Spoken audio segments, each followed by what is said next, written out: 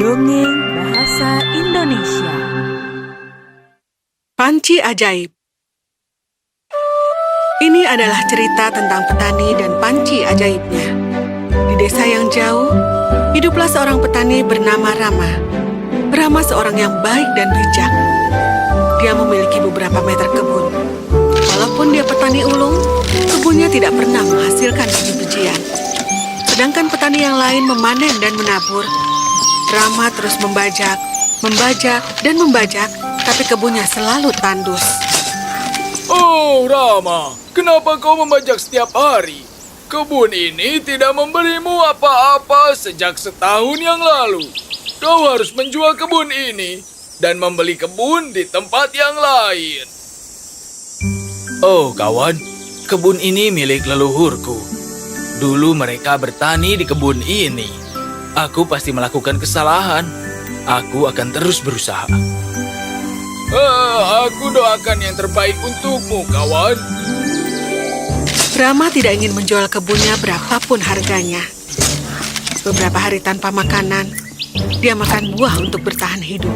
Setiap hari dia pergi membajak. Aku akan membajak sampai aku mengetahui kenapa kebunku tidak menghasilkan apa-apa. Aku menabur benih setiap tahun. Kemana benihku pergi? Rama membajak dan membajak. Aku sangat lelah. Rama membajak seluruh kebun. Saat itu sudah sore dan dia berpikir untuk istirahat. Saat ini Rama terlalu lapar untuk membajak. Dia akan berhenti membajak saat dia menghantam sesuatu yang keras di dalam tanah. Apa ini? Terdengar seperti sebuah logam. Oh, panci yang besar. Ini aneh. Siapa yang mengubur panci logam di dalam tanah? Ini tidak berguna. Rama merasa marah karena menghabiskan tenaga untuk sesuatu yang tidak berguna. Dia melemparkan alatnya ke dalam panci logam dan duduk di bawah pohon. Aku pikir aku harus menjual kebun ini sekarang. Aku tidak bisa terus kelaparan. Kebun ini tidak akan memberiku apa-apa. Rama beristirahat di bawah pohon dan makan buah yang dibelinya. Buah yang tidak banyak dibandingkan rasa lapar yang dirasakan oleh Rama. Dia duduk di sana beberapa jam memikirkan kebunnya dan merasa sedih. Dia tahu dia harus menjual kebunnya. Dia tidak punya pilihan. Aku harus kuat sekarang. Kebun leluhurku ini harus segera dijual. Aku harus segera pulang sebelum gelap. Saat Rama kembali ke panci untuk membawa alat bajaknya, dia terkejut dengan apa yang terjadi. Apa? Siapa yang menyimpan ini? Aku di sini dari tadi.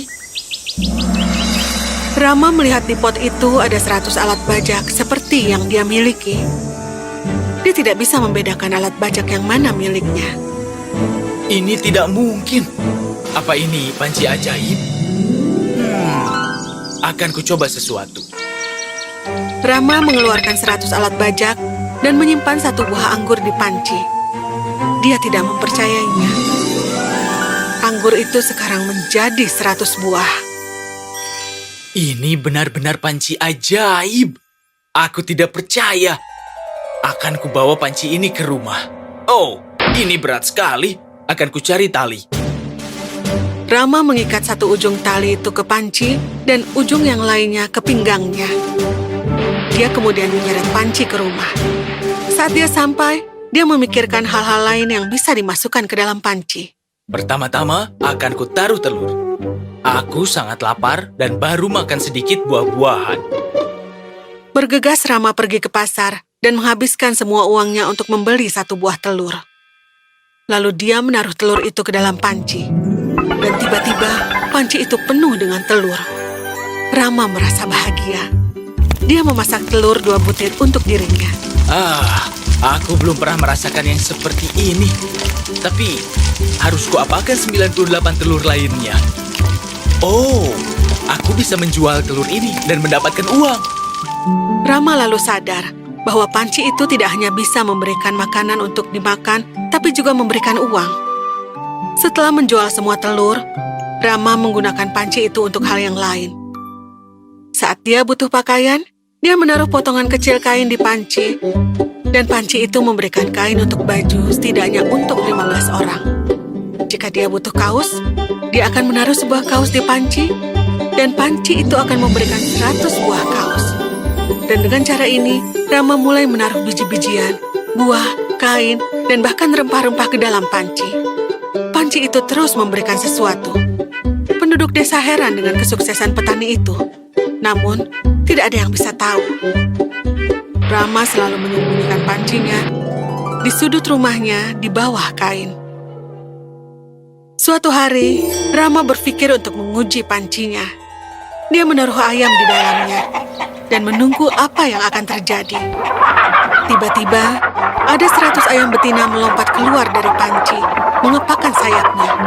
Rumah Rama penuh dengan ayam betina. Banyak ayam betina di mana-mana. Oh, kenapa aku tidak menaruh ikan mati saja? Oh, bagaimana aku menangkap ayam-ayam ini? Rama mengejar mereka semua, tapi mereka terlalu banyak. Mereka duduk di atas meja, terbang ke kursi, satu terbang, dan satu duduk di kepalanya. Oh, pergi! Kemari kalian semua. Tapi ayam-ayam itu ketakutan dan ada di mana-mana. Tiba-tiba, Oh, tidak. Tunggu. salah satu ayam terbang dan duduk di dalam panci lagi. Dan kemudian, 100 ayam keluar dari panci tersebut. Oh, rumahku menjadi kandang ayam. Aku harus bagaimana? Dengan cepat, Rama menutup panci itu dan disimpan di sudut rumahnya. Kemudian dia keluar rumah. Semua ayam mengikutinya. Orang-orang desa terkejut melihat banyak sekali ayam yang keluar dari rumah Rama. Phew, banyak sekali ayam. Aku harus menggunakan panci ini dengan bijak. Tapi Rama tidak menyadari bahwa pengawal raja mendengarnya. Dia mendengar tentang panci dan bergegas menuju raja untuk menceritakan semuanya. Banyak ayam keluar dari panci? Bagaimana itu terjadi? Ini pasti panci ajaib. Bawa Rama dan pancinya ke sini segera. Pot itu milik kerajaan. Rama mengetahui kenapa sang raja meminta membawa pancinya. Raja itu orang yang serakah. Mungkin dia ingin semua kekayaan hanya untuknya. Bawakan aku pancinya. Ini panci yang besar. Tapi bagaimana panci ini dapat mengeluarkan begitu banyak ayam? Biar kulihat ada apa di dalam pancinya. Oh, tidak.